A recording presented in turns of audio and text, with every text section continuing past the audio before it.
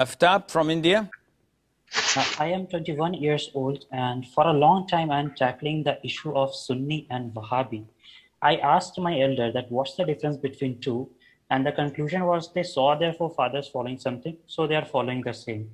And the issue is so much that the Sunni Hafiz does that do not read the meaning of the ayah of the Quran, which is translated by a Wahabi scholar, or vice versa. Okay.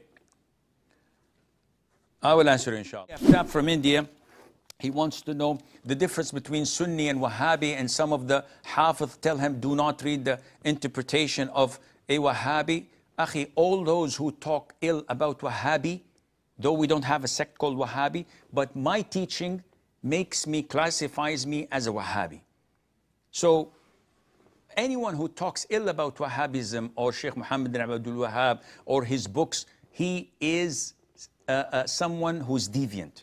Either a super Sufi or a Rafida Shi'i, or someone who is deviant, Mu'tazili or Ash'ari or whatever, following these deviant sects. This is why they don't like the mainstream of Islam, that is following the footsteps of the Prophet ﷺ, the favorite generations of the companions, the Tabi'een and the Tabi'it Tabi'een. This is all what Wahhabism is.